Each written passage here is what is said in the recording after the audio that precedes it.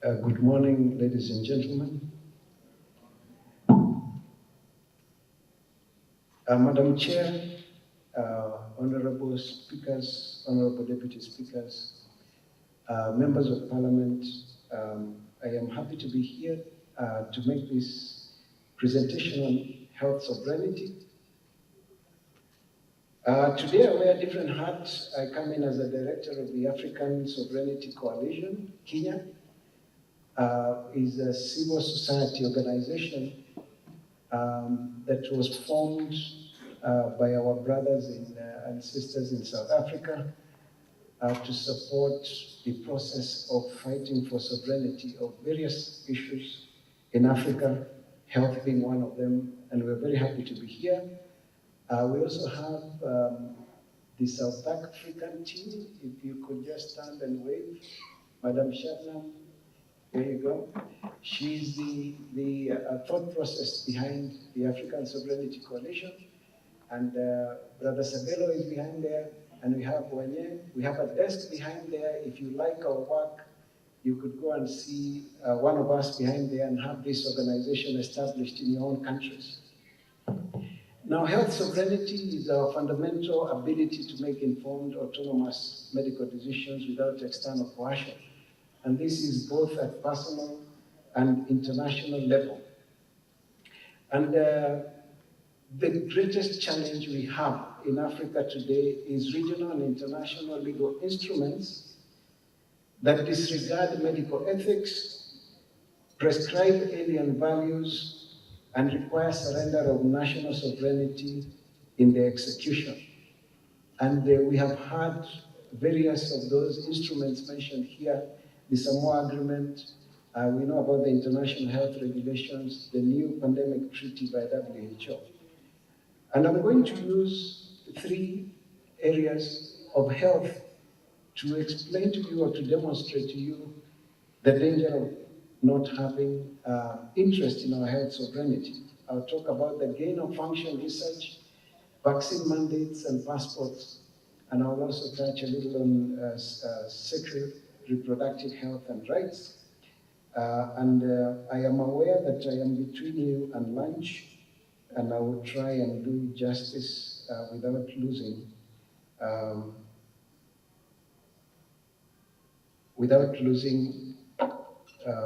the main topics. So let's go to gain of function research. I don't know how many of you have come across this term. Now, gain of function research means that you take organisms that do not cause disease and you genetically modify them and increase their transmissibility and their capacity to cause disease, and you enhance them to actually have the capacity to infest new hosts. So you take something that was innocent and you create it and make it a bioweapon. And this, we are told, is done to predict how a virus could mutate and also to develop vaccines or treatments in advance. So we create a bioweapon, something that can actually infect human beings. And we are doing it just in case some crazy guy does it. And then we develop vaccines and treatments for it, just in case that crazy guy releases it. And then we are ready and we wait. And this is what I was calling witchcraft. It is pure witchcraft, ladies and gentlemen. Now, think about it this way. If you could produce a virus that could be released by accident and cause a pandemic, while you have a vaccine ready in advance that you can sell to governments during the pandemic, would you want pandemics to end or to continue? So unfortunately for us, COVID-19 is one of those biological weapons. It is a genetically modified virus, and it was designed and then accidentally escaped from a Wuhan lab. In 2014 to 2017, the American government had put a moratorium on these dangerous experiments. Now, the virus that we call COVID-19, the SARS-CoV-2, was identified in 2020 during the pandemic, and it has no evidence of adaptive mutation, so it is not a natural mutation. And then the spike protein, that is the main one, has not been found in any other virus. And unlike the other viruses that we've had in the past, there is no natural host for this virus that has yet been identified. Now, vaccines that were produced during the pandemic to save the world were not free. So people got them for free, but governments paid for them. So it was taxpayers' money that was used to develop, to pay the developers and the producers of these vaccines. And the US government invested $31.9 billion to develop, produce, and purchase mRNA COVID-19 vaccines. Some of this money was spent to investigate, to prepare, and then to develop and to sell. This is taxpayers' money. And then, even though it would cost about $1 to $3 to manufacture one vaccine, the US was paying $19 and $25, $19, $24, up to $26 for each dose of the vaccine. So the taxpayers' money was used to develop the vaccines and to manufacture them, and then the government buys from the manufacturers. This is a beautiful example of a haste, capture of government. Now, WHO in its website says under health emergencies that we prepare for emergencies by identifying, mitigating, and managing risks. We identify, mitigate, and manage risk is one of the ways they handle health emergencies.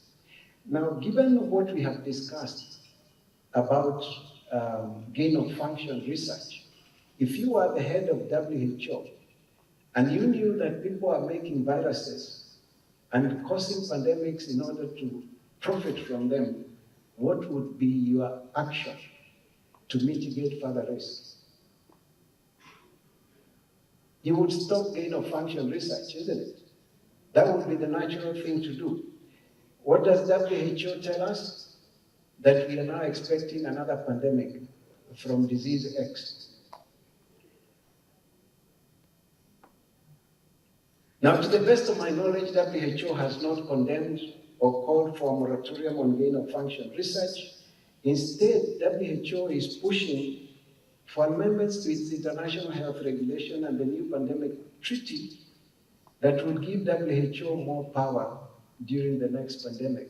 And these international health regulations were the subject of my discussion in last year's gathering. Fortunately, President Trump has been mentioned severally here. He has put some restriction to gain-of-function research to prevent further pandemics. It's not enough, but it is better than nothing. So that is about gain-of-function research. Now let's go to vaccine mandates and passports and ask ourselves, are they medically ethical? Is it ethical to demand a certificate of vaccination? Is it mandatory? Is it ethical to insist on somebody getting vaccinations? So there are 4 principles of medical ethics: do good, do no harm, autonomy, and justice. Autonomy means respect the person and the decision that they make. Justice means that you treat everybody equally. Now, as a doctor, medical ethics do not allow me to force or coerce a patient to take a certain treatment or prevention option, including vaccines.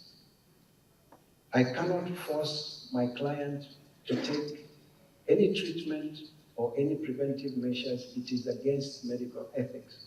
So even if I knew my patient would die if they don't go for a particular surgery, and I persuade them and tell them that it is the best thing that they can do, and they decline, not take them to theater by force.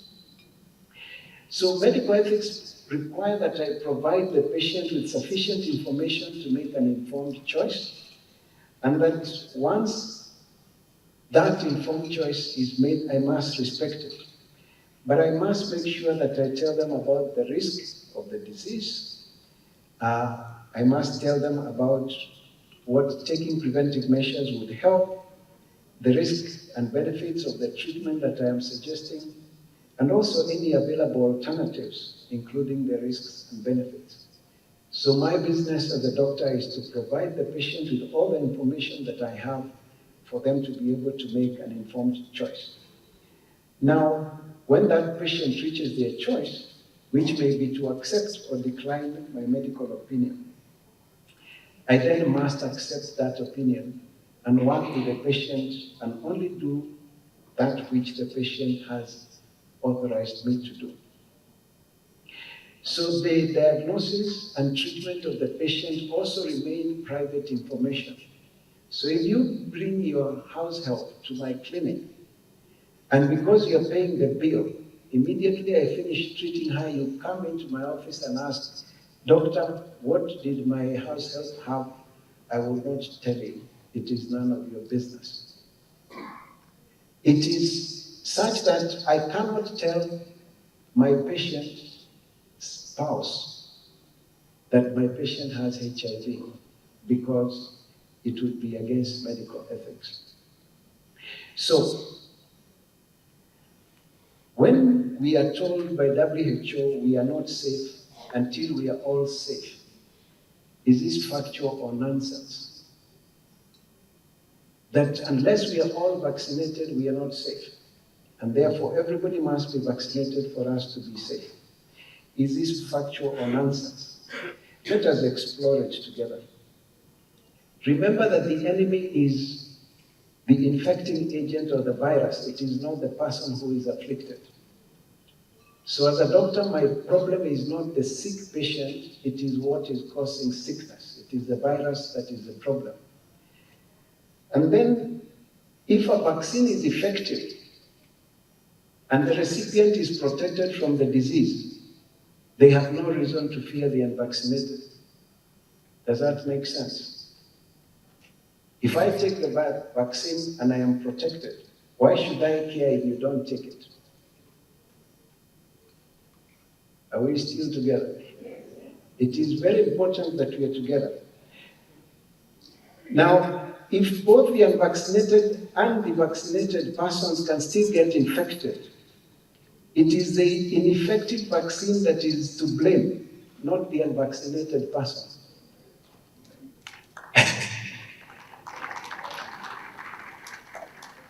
So if the vaccine doesn't work and those who have been injected are still getting sick, don't blame those who haven't been vaccinated. The problem is that whatever you took did not work. Then, if you understand this, then what was the sense in preventing the unvaccinated, who had freely exercised their autonomy, as did those who got vaccinated, from accessing workplaces and traveling? Why is it your government says that if you're not vaccinated, don't go to work?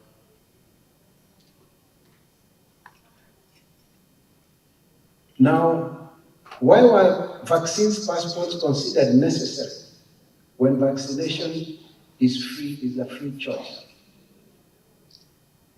If I'm within my own country and you tell me I can't travel from this town to this town unless I show you some vaccine certificate, why would that be necessary if the choice is mine?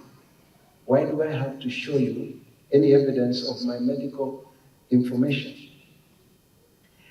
Now, the only role those restrictions of the unvaccinated played was, and to demand the vaccine passports, was to coerce people into taking the vaccine.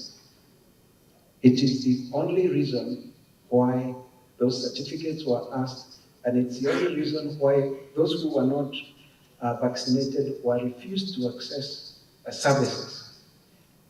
Now, honorable members, that is a commercial exercise to push the vaccine. It is not a medical practice.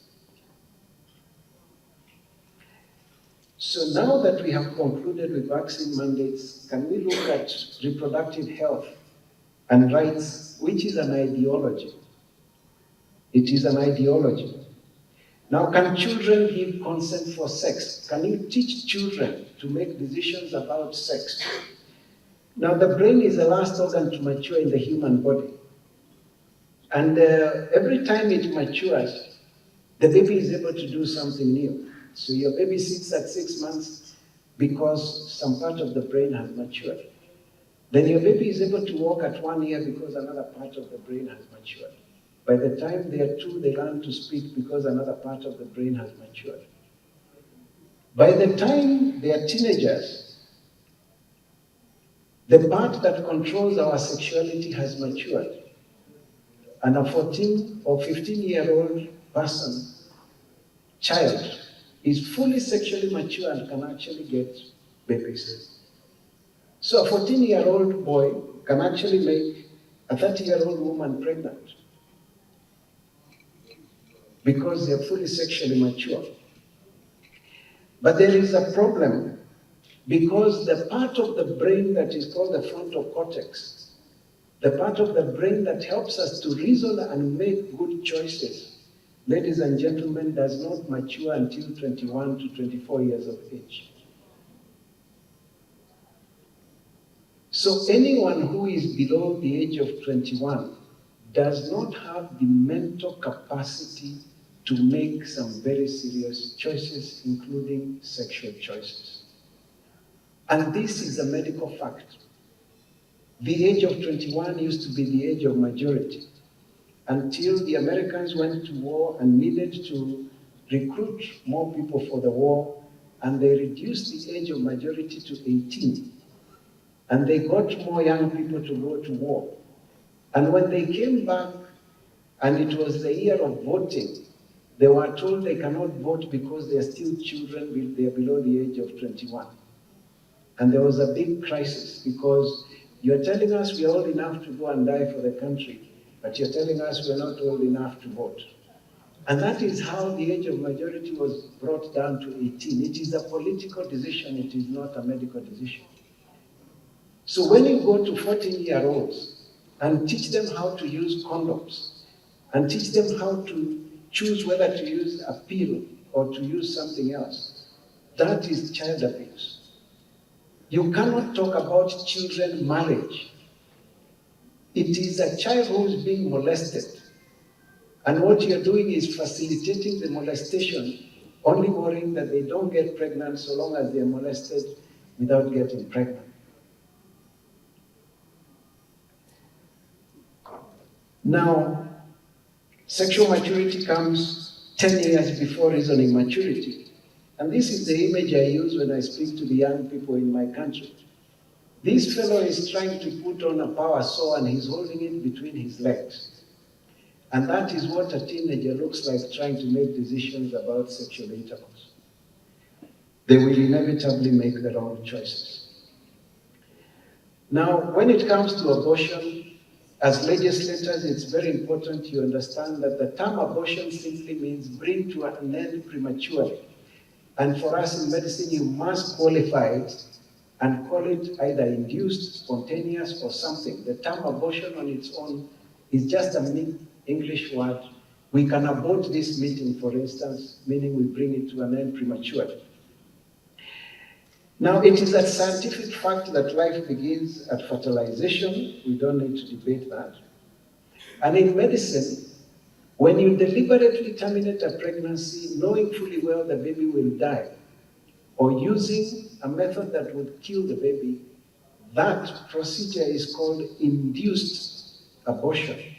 And it is always medically unethical because we are trained to save life, not to destroy life. Now, if you understand that, then you will understand that Both safe and unsafe abortion aim to deliberately kill the unborn child. Safe abortion is supposedly done by somebody who is trained in a clean environment, and so they kill the baby in a clean environment. And safe abortion is done by somebody who's not trained or in an environment that is not conducive. But both of them aim to deliberately kill the unborn child. Now, what then that means from a medical perspective is that both safe and unsafe abortion are medically unethical. So you cannot come and give us safe abortion as the alternative for safe and unsafe abortion. Now, there is the chicken and egg dilemma, deception. Those of you who have learned biology were taught the life cycle. I've chosen the life cycle of the chicken. You are taught the life cycle of a mosquito, the life cycle of something else. And you are taught that it starts with an adult female that then lays an egg, and then that egg becomes a young one, and then the young one grows into maturity. All the life cycles we were taught in biology start with an adult female. Do you remember? Now, if you have been a chicken farmer, you know that if you have a chicken that is laying eggs without a hen, you will never get chicks. Is that true? So this life cycle is wrong. How come that is what we have always been taught? You have been deceived for so long. It's not just your land they took away in colonialism. They took away a lot more. Your capacity to think critically. So, the cock is missing. Why would anybody remove the cock from the life cycle and teach it to us as reproductive health? There are two important things. One of them is that you can remove God from the discussion of science. Because if you believe that the male and the female were both there at the beginning as full-grown adults, before they could get the first offspring to begin the cycle of that species, then you must ask the question, where did they come from? And you will inevitably come to the understanding that there must be an almighty God of all creation. The second thing that is also important is that it justifies the false race theory. And I hope that our document will not have the word race. Race is a lie. If there was one man and one woman at the beginning of the human race, then we are all the same animal of different colors. Just like you can have a cow that is Frisian and a cow that is a Jersey, is the same thing. You have human beings of the different skin colors. And the only scientific evidence you need to determine that we only have one species of human being is that we can reproduce with everybody of whatever color. All right? So God created the human being brown like me. And if you take the lightest of the brown people, you will eventually get a light-skinned person. And if you take the darkest of the family, then you will eventually get the Sudanese. But they are all the same animal. What is the other thing that removes, once you remove daddy from the picture of reproduction, you make men come out of reproduction and they are no longer interested, and this is what happens. 90% of children who have run away from home have a problem with their fathers. 85% of children with behavioral disorders, including same-sex attraction, have a problem with their father. 85% of children in prison, both boys and girls, have a problem with the father. The minute you remove man from the family, you destroy everything. The abuse that then comes to children from the absence of men or men not doing their work properly is emotional and psychological abuse of children. And this is what mainly leads to same-sex attraction, rejection of biological sex. And we don't have enough time for me to explain all that, but I'd like you to understand that transgender is really rejection of biological sex. And we are told that the person has rejected the sex that they were assigned at birth. And it is important that you understand that when a baby is born, because I'm a gynecologist, I do not assign the sex of the baby. I look between the legs, I make an announcement of a scientific observation, this is a boy, this is a girl. Is it me who made the baby a boy or a girl? Did I assign the sex? I only recorded a biological fact. Now, if one rejects their biological sex, they are out of touch with reality. And I want you to keep that at the back of your mind. As we discuss same-sex attraction that is commonly called homosexuality. So I don't use the term transgender, I don't use the term homosexuality. It is better we describe what we are saying so that we speak the same language. One has rejected the biological sex, this one has same-sex attraction, isn't it?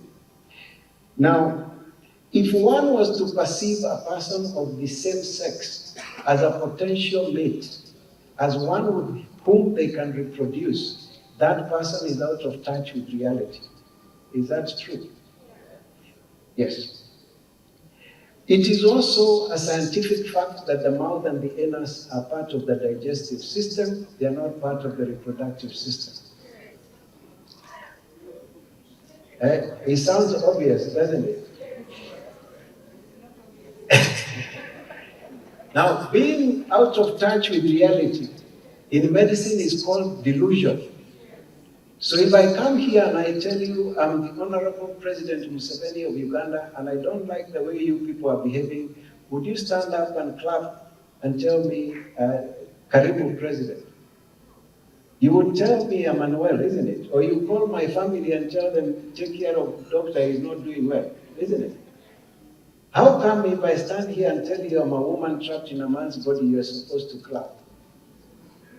You're supposed to do the same thing. Call my family and tell them something is wrong, isn't it? Yes. So, being delusion is a symptom of a very serious mental health disorder. So it is true homosexuality and transgenderism are not mental health problems, but they are symptoms of very serious mental health problems. And usually if you take a good history and you focus on childhood trauma, usually you'll be able to find what happened to that child. Now you have heard about SOGI and this sexual orientation and gender identity things. I want to put it to you that there is nothing like an LGBTQ person. Don't accept this language. It's going to get you into trouble making policies and laws. There is nothing like an LGBTQ person.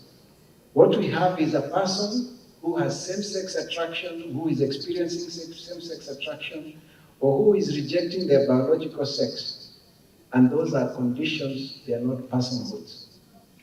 So the correct term is, there is a person who is living with same-sex attraction, and there is a person who is living with rejection of their biological sex. The key is they are persons first with a condition.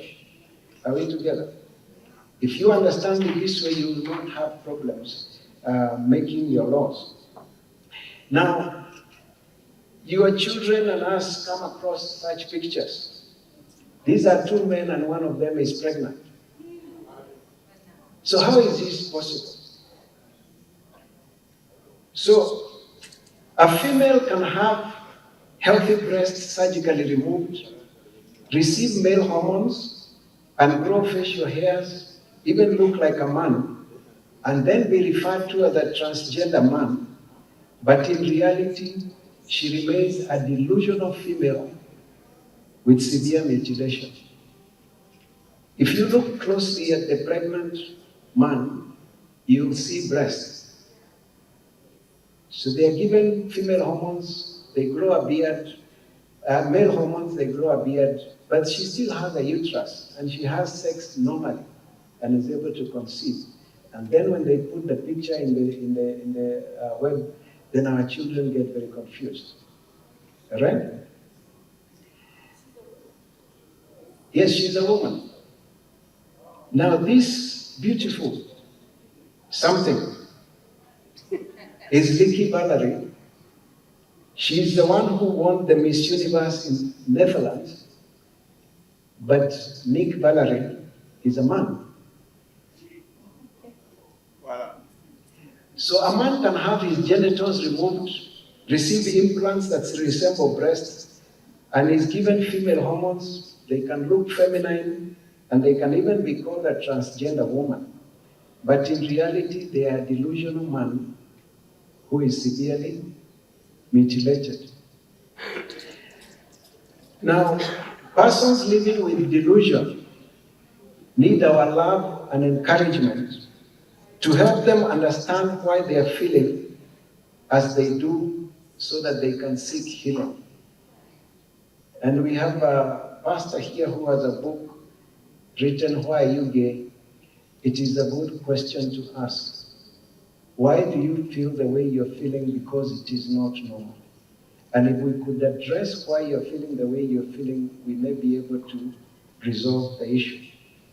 But affirming delusion is extremely cruel.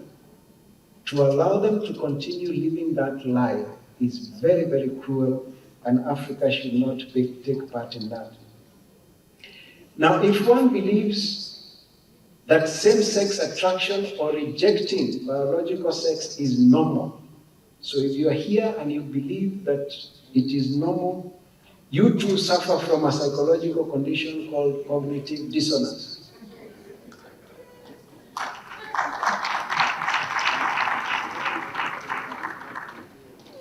You are believing two different things that contradict, and you need help. Now, as I come to a close, maybe if we taught our children the proper life cycle, it may make a difference.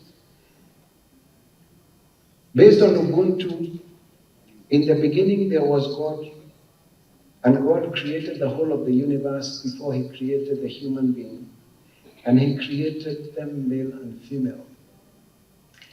And he gave them the gift of marriage. Is a spiritual gift that brings them together in union for the purpose of procreation, that they could be fruitful, and that they could bear children, and that they would bring up those children in a unit called the family, where children learn something different from daddy and something different from mommy. And they watch and learn. 80% of what they learn is by observation. It is the many families that form the community. The community is not made up of individuals. And it is from that community that we get the next couple that continues the human life cycle. And because we believe in God, we know that we are spiritual beings. Some souls will find their way back to the Father, depending on how they live. And some souls shall be sent away from the Father. It is very important that our children understand our existence, starting with the Almighty God of all creation, and that we are created male and female for a purpose, and that marriage is an essential part of our sexuality, because a human child requires 18 to 24 years before they can be independent of their parents. So what are our recommendations? That African legislators will call for an abolition of gain-of-function research. This is the only way we can stop the pandemics. The witches must stop producing new viruses. African legislators shall ensure that the healthcare interventions that are based on and respect parental authority and medical ethics, that there is nothing your government will do for health that doesn't respect parental authority or medical ethics.